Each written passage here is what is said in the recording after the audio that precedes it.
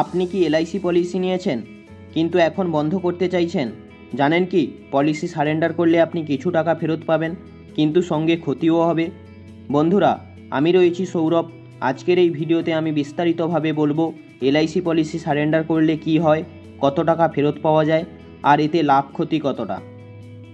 LIC policy surrender মানে কি? Surrender মানে হচ্ছে আত্মসমর্পণ করা। আপনি আপনার এলআইসি পলিসি মেয়াদ শেষ হওয়ার আগেই বন্ধ করে দিচ্ছেন, অর্থাৎ আপনি আর প্রিমিয়াম দেবেন না, আর এলআইসি আপনাকে নির্দিষ্ট একটা পরিমাণ টাকা ফেরত দেবে, যেটাকে বলা হয় সারেন্ডার ভ্যালু। কবে এলআইসি পলিসি সারেন্ডার করা যায়? এটি পলিসির মেয়াদের ওপর নির্ভর করে। যদি আপনি কমপক্ষে 2 থেকে 3 বছরের জন্য প্রিমিয়াম পরিশোধ করে থাকেন তাহলে আপনি একটি এলআইসি পলিসি সমর্পণ করতে পারেন। 10 বছর বা তার কম মেয়াদের পলিসির জন্য সর্বনিম্ন 2 বছরের প্রিমিয়াম দিতে হবে। অন্যদিকে 10 বছরের বেশি মেয়াদের পলিসির জন্য আপনাকে অবশ্যই সর্বনিম্ন 3 বছরের জন্য প্রিমিয়াম দিতে হবে। সিঙ্গেল প্রিমিয়াম প্ল্যানগুলি দ্বিতীয় বছর থেকে সমর্পণ করা যেতে পারে। Surrender value calculate.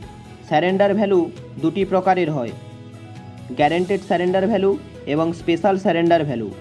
Guaranteed surrender value এটি হলো মোট প্রদত্ত প্রিমিয়ামের 30%-এর সমান, প্রথম বছরের প্রিমিয়াম এবং রাইডারের জন্য অতিরিক্ত প্রিমিয়াম বাদ দিয়ে। উদাহরণ, যদি আপনি 3 বছরের জন্য বার্ষিক 10,000 টাকা করে প্রিমিয়াম প্রদান করেন প্রথম বছরের প্রিমিয়াম এবং কোনো রাইডার ছাড়াই, তাহলে আপনার গ্যারেন্টেড সারেন্ডার ভ্যালু হবে 6,000 টাকা। স্পেশাল সারেন্ডার ভ্যালু এলআইসি নির্ধারণ করে, যা অনেক সময় গ্যারেন্টেড সারেন্ডার ভ্যালুর থেকেও বেশি হতে পারে। পলিসির মেয়াদ, বোনাস ও সময় অনুযায়ী নির্ভর করে। অনেক সময় আর্থিক চাপের কারণে মানুষ পলিসি বন্ধ করে দেন, তবে এখানে বড় ক্ষতিও আছে। আপনি ইন্স্যুরেন্স কভারেজ হারাবেন, সারেন্ডার ভ্যালু আসল প্রিমিয়ামের তুলনায় অনেক কম, ভবিষ্যতে বোনাস বা ম্যাচুরিটির সুবিধা পাবেন না, নতুন পলিসি নিতে গেলে বয়সে প্রিমিয়াম বেশি হবে।